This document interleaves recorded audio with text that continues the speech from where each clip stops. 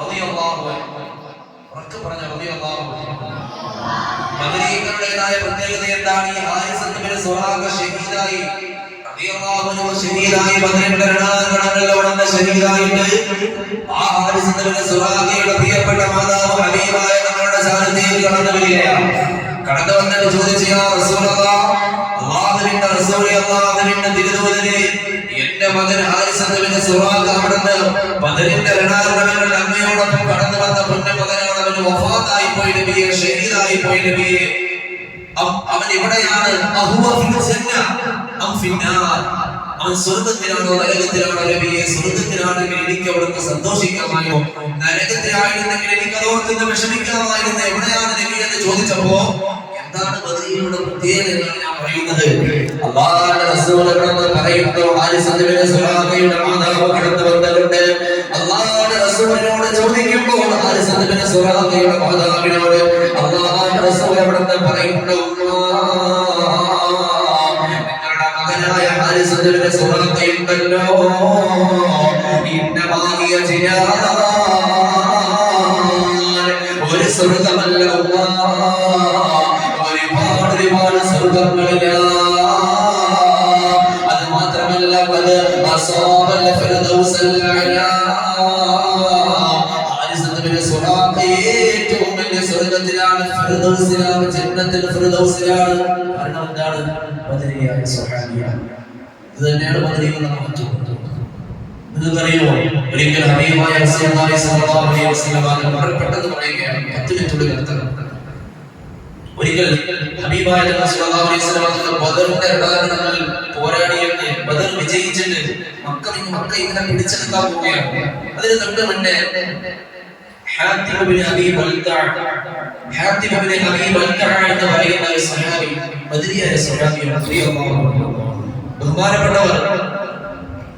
അദ്ദേഹത്തിന്റെ മുഹാജിറായ സ്വഹാബിയാണ്. അതായത് മക്ക വിട്ട് റസൂലുള്ളാഹി തങ്ങളോടൊപ്പം ഹിജ്റ പോയി മദീനയിലേക്ക് വന്നവരാണ്. എന്നിട്ട് ഈ സ്വഹാബി ബദറിൽ അല്ലാഹുവിന്റെ റസൂലിനോട് പങ്കെടുത്ത സ്വഹാബിയാണ്. ആരാണ് ബദരീകൾ? ശ്രദ്ധിക്കണം, ആരാണ് ബദരീകൾ എന്ന് മനസ്സിലാക്കി തരികയാണ്. ബദരീകളുടെ ശ്രേഷ്ഠത എന്താണെന്ന് പറഞ്ഞു തരികയാണ്. ഈ ഹാത്തിബ് ബിൻ അബീ ബൽതഅ എന്ന് പറയുന്ന ഈ സ്വഹാബി, ബദരിയായ സ്വഹാബി, ബദറിന്റെ രണാങ്കണങ്ങളിൽ തങ്ങളോടൊപ്പം പോരാടിയിട്ട് മക്കയിൽ ഈ ഹാത്തിബ് ബിൻ അബീ ബൽതഅയുടെ കുടുംബാദികളുണ്ട്, ഭാര്യയുണ്ട്, മക്കളുണ്ട്, സ്വത്ത് മക്കൾ മുഴുവനും മക്കയിലാണ്.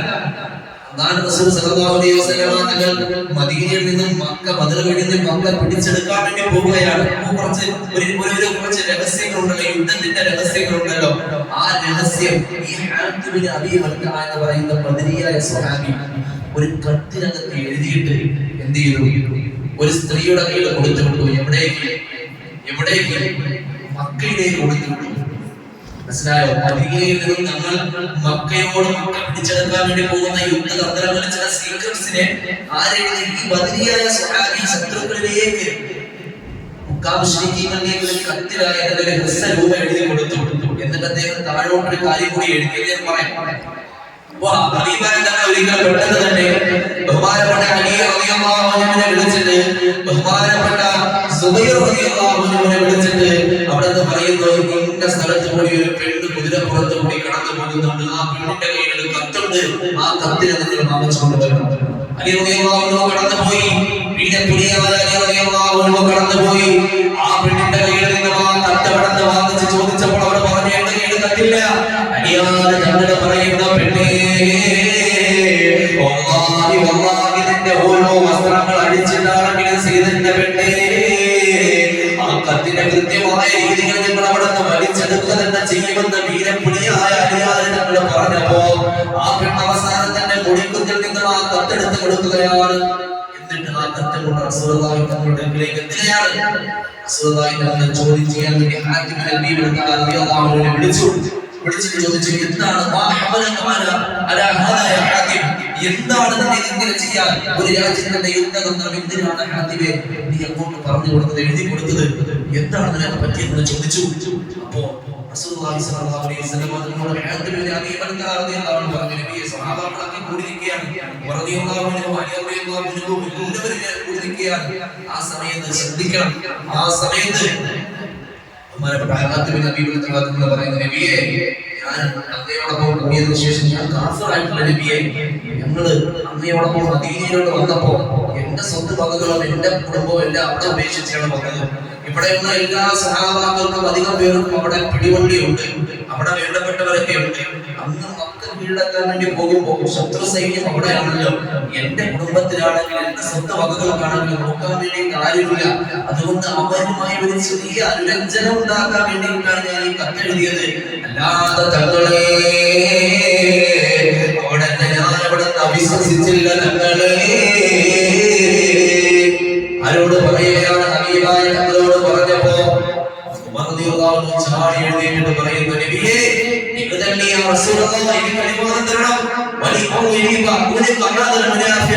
ഈ മുനാഫിക്കിന്റെ പെരടി വെട്ടിയെടുക്കാൻ വേണ്ടിയിട്ട് തങ്ങളോടൊപ്പം ചേർന്ന് നിന്റെ യുദ്ധത്തിന്റെ രഹസ്യങ്ങൾ ചോദ്യം കൊടുത്തിട്ട് എന്ത് ന്യായമാണ് ഇയാൾ പറയുന്നത്? അതുകൊണ്ട് ഞാൻ ഇദ്ദേഹത്തിന്റെ കഴുത്ത് വെട്ടിയെടുക്കട്ടെ എന്ന് ചോദിച്ചപ്പോൾ അല്ലാഹു റസൂൽ മറുപടി എന്താണെന്നറിയോ? എന്താണെന്ന് ആലോചിച്ചു. എത്ര കാര്യമാണ്, ഗൗരവമായ വിഷയമാണ്. യുദ്ധത്തിന്റെ ഒരു വിഷയം ചെയ്ത് ചോർത്തി കൊടുത്തു മുശ്രിക്കുകളിലേക്ക്. ആരാണ്? തങ്ങൾ. ആ സമയത്ത് അവിടുത്തെ ദൈവത്തിന്റെ കഴുത്ത് അവിടുത്തെ വെട്ടി മാറ്റട്ടെ എന്ന്